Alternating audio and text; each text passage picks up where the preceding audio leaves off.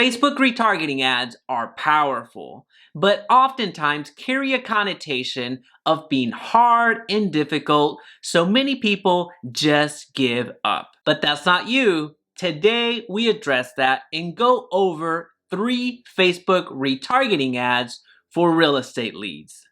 So let's begin.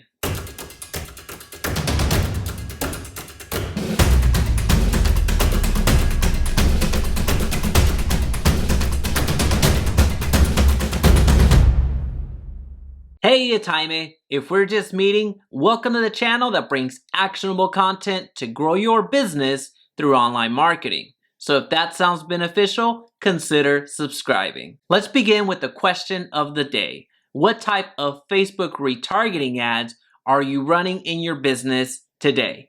Let me know in the comments section down below. By definition, retargeting is a form of online advertising that brings back website visitors who haven't converted into a lead or into a sale. On Facebook, the most common way of retargeting is achieved through the Facebook Pixel. So if you'd like to learn more about the Facebook Pixel and how to install it, I'll link a few videos down below so you have that as a resource. All right, so let's focus on the 3 Facebook retargeting ads for real estate leads. Your first retargeting ad is for past clients and sphere of influence. Now, both audiences know you, and I'm gonna guess trust you, especially your past clients, as you already have a professional working relationship with them. Now, your sphere, I'm assuming, trusts you as well. However, that trust is more on the personal side. So you're able to speak to them in the same capacity. Now, with your ad, the type of message that you're trying to convey is one of professionalism, one of success, and one that lets them know that you're still around. With this type of ad comes an opportunity to ask for referrals, the most common form of flattery for real estate agents. Now, since you're not trying to capture their contact information, you can take more of an educational route. You can provide information about the market, can provide information about homestead exemptions, home maintenance tips. Really, the sky is the limit. Here, the goal is to educate and provide value so you stay in front of your audience. Now, how do we put this into practice? The first step will be to create a custom audience. And this custom audience is gonna come from your email list. So this is where you download all of your contact information from your phone or your CRM, wherever you're storing your contact information into one singular email list. You're gonna upload this list into Facebook and create that custom audience. Now, Facebook does want to see at least 100 profiles in order to create your custom audience. If you're trying to upload 20 or 30, it's not gonna work. Now, once you have this custom audience, you're gonna create a marketing campaign. You can select the traffic campaign, the messenger campaign, or a reach ad campaign. All of those will do the trick. Really, the only 2 types of campaigns that I don't see adding too much value to you in this retargeting ad is the lead campaign and the conversion campaign. The lead campaign doesn't make as much sense as you're asking the individuals that you're marketing to submit their contact information. Now remember, you already have their information. They already became past clients and are part of your sphere of influence. So asking for their contact information just really isn't necessary unless you have an enormous marketing list. Now, from a conversion campaign standpoint, the audience size most likely won't be large enough to make it effective. Once you have your campaign selected, you move on to the ad set level and select that audience that you just created. And then from that point, you create your ad like normal. Really, the goal of this first retargeting ad that goes to your past clients and your sphere of influence is to stay in front of them. That's basically it. All right, the second retargeting ad is for your prospects. These are individuals that at some point gave you their contact information, but are neither past clients nor part of your sphere of influence. Now, I'm gonna guess that this is gonna comprise most of your database. And what you're doing with this retargeting ad is building trust and encouraging them to re-engage with you in some capacity. And the message that you're conveying with these types of ads are the benefits of buying and the benefits of selling. So you're keeping it real estate related. You're demonstrating that you have knowledge of the industry and that you're successful within the industry. And here you can be a bit more direct with your ask. Here you can ask for them to call you. You can ask for them to set an appointment.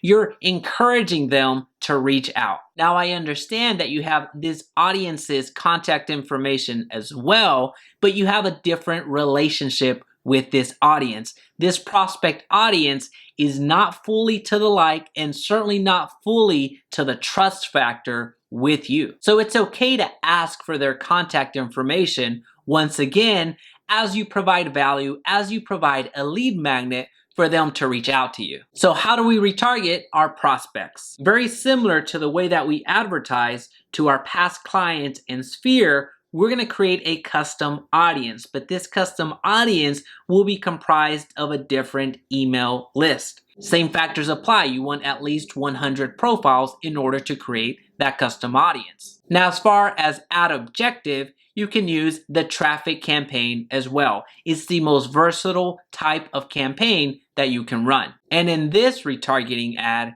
you can incorporate the lead and conversion objectives.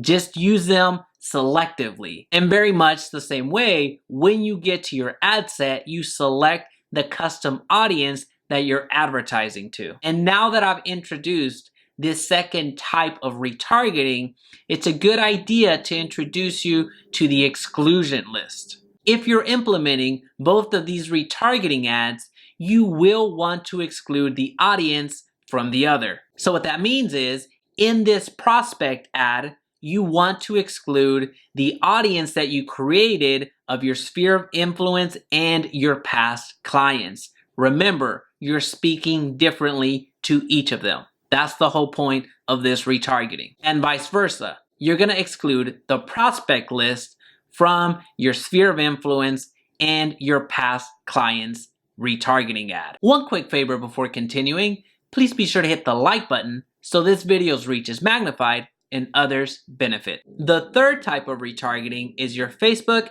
and website engagement. This audience is one that made its way over to your Facebook page or your website page or anywhere else you have your pixel, but didn't become a lead for you. So this is what you would call a warm audience. This is an audience that at least knows that you exist. So most likely, most of them haven't gotten to the like you phase and certainly not to the trust you phase because they didn't give you their contact information.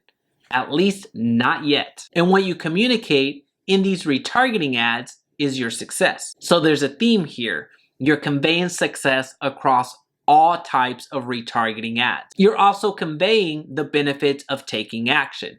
You're conveying the benefits of becoming a buyer, and you're conveying the benefits of becoming a seller, but more specifically, becoming a buyer and seller with you. So here you can run ads that highlight reviews and highlight testimonials. Again, we're trying to get them to like you and trust you as quickly as possible. A fun little ad copy to use is, hey, I noticed that you checked out my importance of staging video, but didn't download the list of the top 3 stagers in Dallas that will offer you a 25% discount when you download my coupon. So the point is, we're retargeting this Facebook and website engagement audience with hopes of them giving us their contact information. So how we do this is by creating a custom audience. Now, instead of us uploading a list, we're gonna use our website or landing page URLs as long as we have the Facebook pixel installed.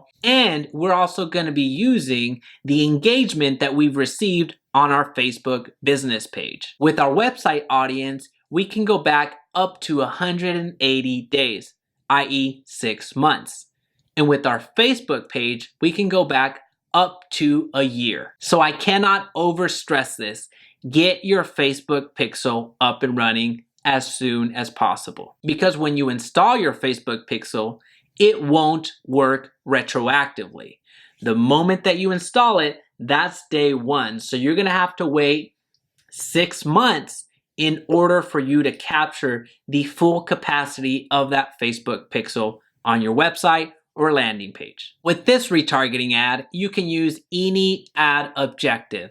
None of the ad objectives are off the table. And what I encourage you to do at the ad set level is run split tests and see what's converting better for you. Is it your Facebook audience or is it your website audience? As you can see here, I'm doing the exact same split testing that I'm encouraging you to do. Now, the offer that I have per conversion in this particular campaign is worth $1,400 per conversion. So the margins are huge, but it's still good understanding the differences between my website traffic and the Facebook business traffic. So put a different way, it cost $1 less to convert the audience that engaged on Facebook than the audience that engaged on the website. Now I understand that the conversion is $1,400, so the disparity between conversion and the actual revenue is large, but it's still valuable to have this information. So in summary, with this third retargeting campaign, we are looking for their contact information. That's our goal. All right, so some important musts to take into consideration. And if you're still here, thank you. You're about to save a lot of time and a lot of money. First, install your Facebook pixel. No way around it. Go ahead and do it. It's going to take less than 10 minutes of your time. Second, have website discipline. So what does that mean? That means don't create all of these websites, don't create all of these landing pages without having a goal behind them. If you're creating them to segment your list, that works. However, do it from the front end. Make sure that you're setting up all of your landing pages appropriately with the Facebook pixel. Same with your website. Be intentional. And I'm guilty of this. I have so many websites and so many landing pages that my audience is spread out too thin. So my goal for 2020 is to consolidate my audience and consolidate the traffic so I know where to focus my efforts, so I know where to run my ads to. And lastly, remember, what we just went through can be replicated on Instagram. You have the Facebook pixel and it translates over to Instagram. And very much the same way, although the functionality is a little bit different, you can do the same with Google Ads and YouTube